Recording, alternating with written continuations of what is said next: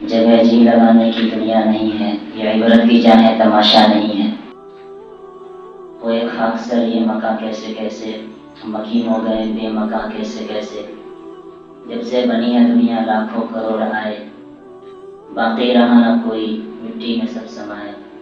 یہ عالیشان بنگلے کچھ کام کے نہیں ہے، محمل پہ سونے والے مٹی میں سو رہے ہیں۔ شاہ و گدا یہاں سب ایک ہو رہے ہیں، دونوں سوئے برابر یہ موت کا اثر ہے۔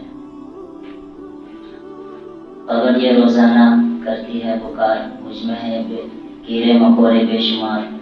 یاد رکھ میں ہوں اندھیری کوٹری، مجھ میں ہوگی تجھ کو سن وحشت بڑی۔ تیرا کیا بنے گا بندے تو سوچ آخرت کی۔ اللہ تبارک و تعالیٰ کا فضل ہوا، انعام ہوا، احسان ہوا کہ اللہ تبارک و تعالیٰ نے ہمیں جمعہ کی نماز کے لیے یہاں جمع ہونے کی توفیق عطا فرمائے۔ یہ اللہ تبارک و تعالیٰ کا بہت بڑا احسان ہے ہم پر۔ اگر اللہ تعالیٰ کی توفیق نہیں ہوتی، اللہ تعالیٰ کی مرضی شامل حال نہیں ہوتی تو ہم یہاں جمع نہیں ہوئے رہتے۔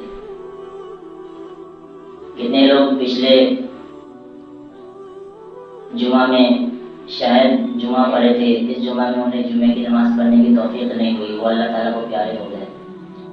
ہمیں بھی ایک دن اس دنیا کو چھوڑ کے جانا ہے، ہر ذی نفس کو موت کا مزہ چکھنا ہے۔ صرف اللہ تعالیٰ کی ذات ہی باقی رہنے والی ہے، سب کو فنا ہونا ہے۔ اور ہم جو دنیا میں آئے ہیں سب جانے ہی کے لیے آئے ہیں، کسی کو نہیں رہنا ہے، سب کو پتہ ہے۔ یہ مختصر سی زندگی میں ہمیں آخرت کی تیاری کرنی ہے، جو لامحدود زندگی ہوگی جس کی کوئی حد نہیں ہے۔ امام غزالی رحمۃ اللہ علیہ فرماتے ہیں کہ آخرت کی زندگی ایسی ہے کہ جسے اگر ہم یہ مان لیں کہ اس پوری دنیا کو رائی کے دانوں سے بھر دیا جائے اور ایک پرندہ آئے اور آ کر کے 1000 سال میں ایک رائی کا دانہ لکھے جائے، پھر 1000 سال بعد آئے پھر ایک رائی کا دانہ لکھے جائے، تو ہم اندازہ لگائیں کہ اس دنیا سے رائی کے دانوں کو ختم ہونے میں کروڑوں خربوں سال لگ جائیں گے، لیکن پھر بھی ایک دن ایسا آئے گا کہ رائی کے دانے ختم ہو جائیں گے۔ لیکن آخرت کی جو زندگی ہے وہ کبھی ختم نہیں ہوگی۔ اس لامحدود زندگی جو کبھی ختم نہیں ہونے والی ہے، ابد الآباد زندگی ہوگی، اس میں ہمارا ٹھکانہ کیا ہوگا؟ ہمارا نام اعمال دائیں ہاتھ میں ملے گا یا بائیں ہاتھ میں؟ اس کی تیاری ہمیں اسی دنیا میں رہ کر کے کرنی ہے۔ اگر ہم اپنی زندگی کو واہی تباہی میں گزار دیں گے، لہو و لعب میں گزار دیں گے اور دنیا کے جو ہے رنگ رنگینیوں میں مست ہو کر کے گزار دیں گے، تو پھر ہمارا جو آخرت کا جو مرحلہ ہوگا بہت ہی سنگین ہوگا اور بہت ہی جو ہے دشوار ہوگا۔ پھر وہاں پہ ہمیں پچھتاوے کے علاوہ کچھ بھی ہاتھ نہیں آئے گا۔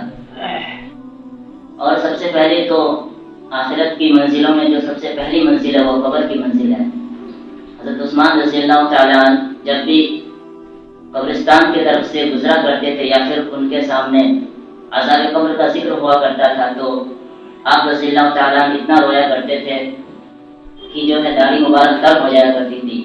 کسی نے پوچھا کہ آپ کے سامنے جنت دوزخ کا تذکرہ ہوتا ہے تو آپ اتنا نہیں روتے، لیکن جب آپ کے سامنے عذاب قبر کا ذکر ہوتا ہے تو آپ اتنا کیوں روتے ہیں؟ تو آپ رضی اللہ عنہ اجمعین نے فرمایا کہ قبر جو ہے آخرت کی منزلوں میں سب سے پہلی منزل ہے۔